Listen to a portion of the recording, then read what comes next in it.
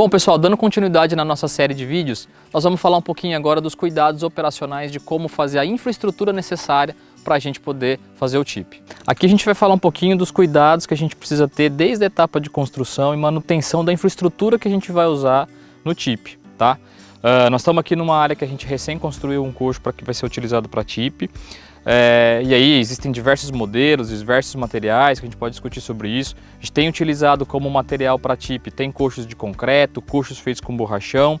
Nesse caso aqui nós estamos numa área que está com um coxo feito com uma manta, tá? Essa é uma manta reciclável de fábrica de celulose, de papel celulose.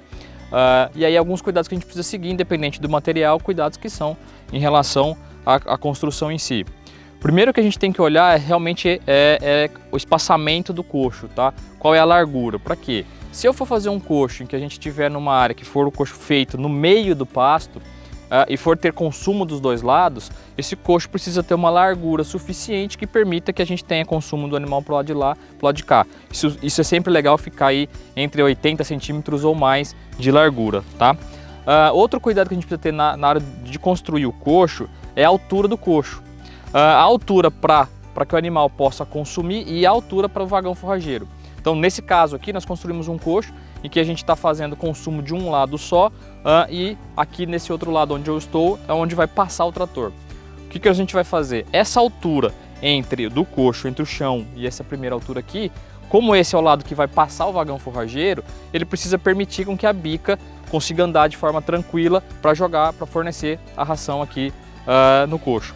E para o lado de lá, a gente está falando numa altura aí na casa de 70 a 80 centímetros de altura para consumo, tá? Cuidados que a gente precisa ter quando a gente está falando, se você for trabalhar com TIP e fizer essa estratégia no período de chuva, provavelmente, tanto aqui onde passa o trator como aonde a gente está tendo o gado consumindo, né, o gado chegando no coxo, precisa ter um cuidado maior com lama, tá? Lá principalmente pode afetar desempenho quando a gente tiver uma área de lama muito alta, uma quantidade de lama grande, que pode causar, prejudicar o animal de chegar no coxo, pode ter áreas do coxo que ficam inacessíveis, tá bom? Então esses são cuidados que é legal a gente ter que colocar. Outra coisa, largura de coxo por animal. Nós estamos trabalhando com lotes, então aqui na fazenda, por exemplo, a gente trabalha com lotes de até 150 animais. Então, dependendo de como for a estrutura dos seus lotes, você tem que deixar ali entre 40 e 50 centímetros por cabeça, tá? De largura. Lembra sempre assim, se eu for consumir dois lados, eu tenho que ter 40 a 50 centímetros por animal de forma linear. Se for consumir de um lado só, precisa ter os 40 a 50 centímetros para um lado só, tá? Esse é um cuidado interessante da gente pensar, exatamente porque isso pode causar depois, lá na frente, uma queda de consumo, prejudicar isso. Isso vai afetar depois os desempenhos que a gente vai discutir um pouquinho lá na frente, de GMD de carcaça e tudo mais, ok? Falando dessa largura, outra coisa que a gente precisa sempre estar atento a essa questão é o comportamento do lote. Óbvio que quando a gente fala de 40 a 50 centímetros, nós estamos colocando isso como sendo uma medida, uma média, só que às vezes eu tenho um lote que eu tenho animais que são mais dominantes e acabam permanecendo de lado no coxo. E isso pode afetar o consumo dos animais durante o tempo de TIP, tá? Então sempre, mesmo que eu tiver isso aqui, eu sempre observar se no meu lote eu estou tendo animais que são muito dominantes e que estão atrapalhando com que essa largura seja o suficiente, tá bom? Caso isso aconteça, eu reduzo o tamanho de lote ou se eu tiver disponibilidade de ter uma área com coxo maior, é legal, tá? Outra coisa que a gente conversa muito dos cuidados é, se você estiver numa área em que você tem uma área de coxo que já estabelecida para o TIP e for fazer uma aguada com bebedouro, né, com água encanada, bebedouro, o cuidado que a gente costuma ter é de que o coxo tenha no mínimo 100 metros de distância do bebedouro. Por quê? O animal, enquanto ele termina de consumir a ração, ele consegue limpar a lâmina nasal, né, com a própria boca, com a língua, então ele consegue limpar essa lâmina nasal antes de chegar no bebedouro.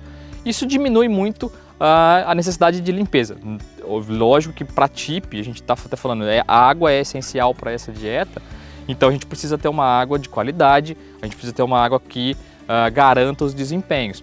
Então não podemos pensar nessa água, não podemos pensar em não limpar o bebedouro. O bebedouro precisa ser rotineiramente limpo, só que quanto mais perto o bebedouro de aguada, né, encanada tiver do coxo, mais esse bebedouro vai ficar sujo com restos de ração, que o animal vai com a boca suja até lá, vai com a lâmina nasal suja e ao chegar no bebedouro ele vai acabar depositando milho, né? Principalmente com uma dieta com muito mais consumo, com quantidade de milho dentro da dieta, tá? Isso pode causar um problema na qualidade de água. Caso seja aguada natural, Os cuidados que a gente precisa olhar para uma guarda natural é chegada, a largura de chegada para que os animais consigam alcançar esse bebedouro de forma bacana, né? Ele não pode chegar numa represa e faltar espaço para chegada. Se não tem atoleiro nessa chegada, se a qualidade da água que eu estou colocando na guarda natural é boa o suficiente para garantir os desempenhos. A gente tem casos de guardas naturais que não tem uma água de qualidade e isso afeta muito os desempenhos que a gente espera na TIP, tá? Mas em termos de infraestrutura, eu acho que esses são os principais cuidados que a gente precisa ter para essas construções. Isso ajuda muito que a gente consiga explorar o potencial do TIP dentro da área. Pessoal, no nosso próximo vídeo nós vamos falar um pouquinho dos cuidados do fornecimento e os resultados que a gente tem que avaliar no TIP. Bom pessoal, como nós falamos já nesse vídeo, o pasto é fundamental para a dieta de TIP, já que a gente não tem silagem sendo fornecida no coxo e o pasto é a fonte de fibra. Mas para isso a gente precisa entender como é que a gente vai fazer as divisões de pasto, porque isso afeta relativamente a questão de desempenho, de consumo e tudo mais. Então, como é que a gente trabalha aqui? Eu não gosto muito de trabalhar com lotes muito grandes na área de TIP, porque a gente acaba tendo efeito de dominância e isso pode causar algum efeito na perder, né, GMD por conta de efeito de dominância, uma disputa e tudo mais. Então a gente trabalha com lotes aqui, né, entre 120 animais, né, de 80 a 120 animais. E a gente tem que sempre lembrar que no TIP a gente tem, como nós já discutimos, o efeito substitutivo e por este motivo a gente trabalha com taxas de lutações entre 8 e 10 UA por hectare. Então nós dividimos os nossos piquetes aqui que são estruturados para a alimentação do TIP de média entre 10 e 15 hectares de acordo com cada área, tá? Isso ajuda a gente a trabalhar com lotes um pouco menores e ajuda a gente a ter uma estrutura de pasto que seja o suficiente para fornecer para esses animais. Lembrando que toda vez que eu vou planejar a TIP, além de planejar as divisões, eu preciso previamente ao período de início de TIP, entender como é que eu vou ter massa de capim, principalmente para o início, que é a fase de adaptação, né? Lembra que nós falamos lá atrás de fornecimento, a rampa de adaptação? Então agora eu preciso ter massa suficiente para a rampa de adaptação e para o período todo que eu estou colocando isso no TIP. Então sempre pensando nas divisões entre 10 hectares, 15 hectares, taxas de lotações trabalhando entre 8 a 10 UA por hectare, para que a gente possa explorar os melhores desempenhos. Isso ajuda a gente com pastos menores, nos permite ter um lote mais reduzido e evitar aquela questão de dominância.